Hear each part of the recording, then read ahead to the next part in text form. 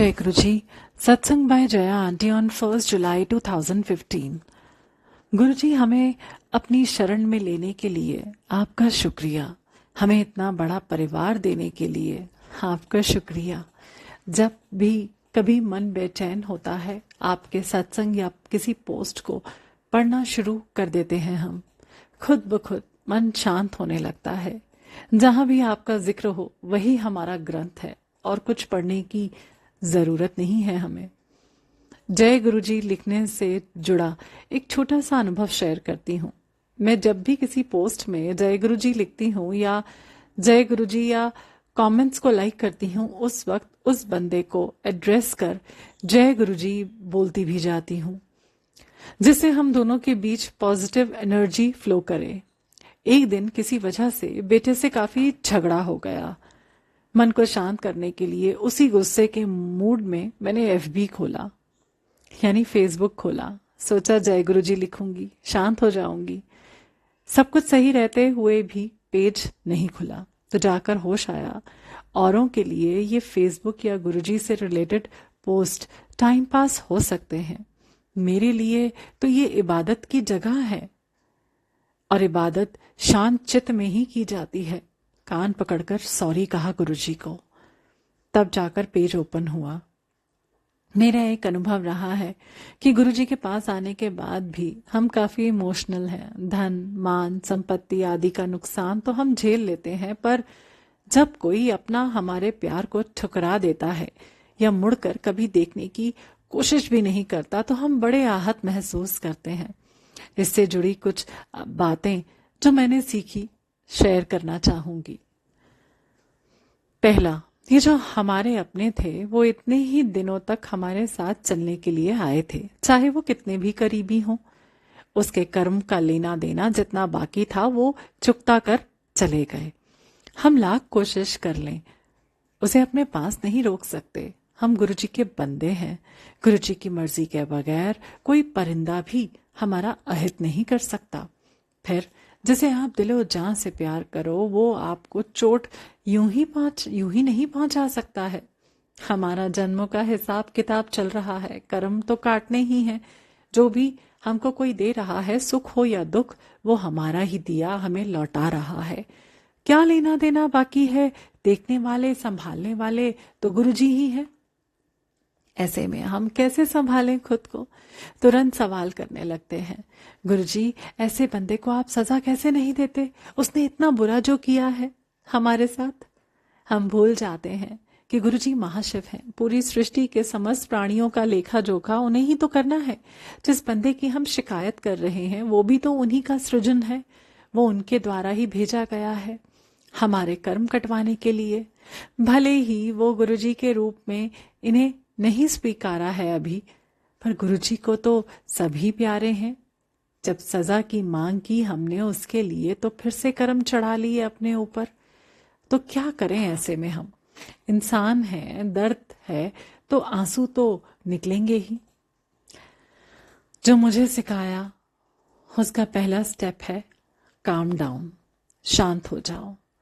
उसका तो ये करना है, वो करना है, सब छोड़ दें, कुछ भी ना करें।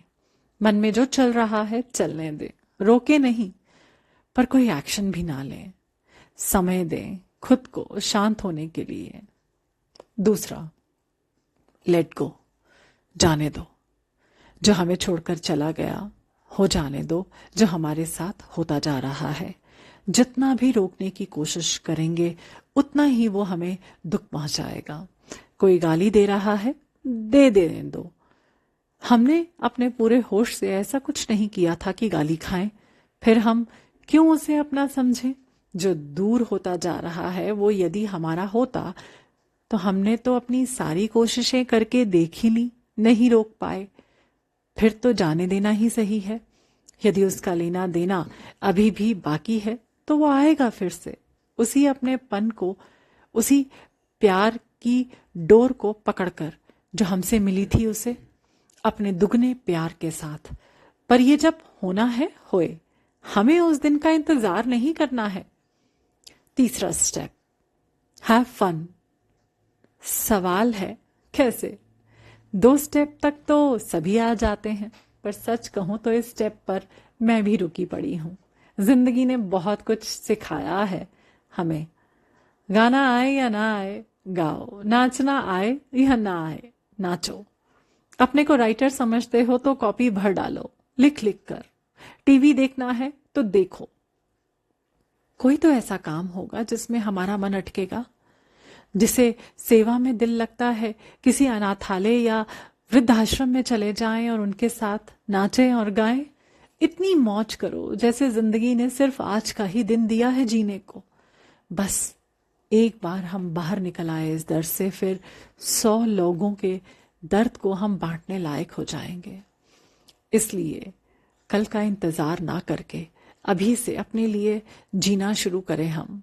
गुरुजी हमारी खुशी से खुश होते हैं। मैंने अपने दर्द में, चाहे शारीरिक हो या मानसिक, गुरुजी की आंखों में इतनी करुणा देखी है जिससे समझ आता है कि अपनी संतान को इस तरह से दुखी देखकर गुरुजी कितने व्यथित रहते हैं। ऐसे समय मैं एक काम करती हूँ, मैं गुरुजी से आंखें मिलाती ही नहीं हूँ। ठीक वैसे ही जैसे छोटे मंदिर में गुरुजी के चलो वाले इशारे से बचने के लिए उन्हें देखती ही नहीं थी। आजकल बीमार हूं तो रोज पोस्ट लिख रही हूँ। बीमारी याद नहीं रहती और संगत से रोज पॉजिटिव एनर्जी मिलती है मुझे। अब मेरा ये विश्वास है कि जब भी हम गुरुजी को कह देंगे कि अब सहा नहीं जाता, मदद करें गुरुजी, गुरुजी हमें वहां से निकाल लेंगे। लेकिन हमें आज नहीं तो कल उससे फिर से गुजरना ही पड़ेगा। फिर आज ही क्यों ना हम एंजॉय करें उन सबके साथ जो भी हमें दिया गया है। मुझे एक संगत ने समझाया था कि हम जब भी किसी को एक गिलास पानी पिलाते हैं, उस पल के बाद सारा समय हम इंतजार करते बिताते हैं कि वो हमें कब शरबत ना सही कम से कम पानी तो पिलाएगा। हमारा हक जो बनता है। उसी जगह कई और भी हैं जो हमें लस्सी या मिल्क शेक पिलाने के लिए खड़े हैं, पर हम तो सिर्फ उसी बंदे के पानी पर ही अटके हैं और बाकी हर स्वाद से वंचित रख रहे हैं खुद को। जिसे हमने प्यार किया या केयर की, चाहे कोई भी हो, पति पत्नी भाई बहन या कोई और, उस समय में हमें वही सबसे बेहतर करना जान पड़ रहा था, इसलिए किया। हम अपने घटनाक्रम को संचालित नहीं करते, घटनाएं हमें नियंत्रित करती हैं। अब जब उन्हें हमारी जरूरत नहीं है तो उनसे प्यार के बदले प्यार की अपेक्षा क्यों रखें।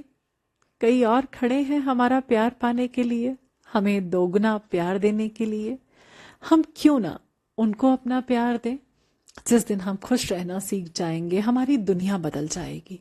गुरुजी के पास रहकर खुश रह पाना बहुत ही आसान है। गुरुजी के हंसते चेहरे को एक बार जो देख ले, बस मुस्कान तो आ ही जाती है। और ऐसा कुछ कह देंगे या मैसेज दे देंगे कि खुश हो जाते हैं हम। गुरुजी सबको ताकत बख्शे खुश रहने के लिए। जय गुरुजी।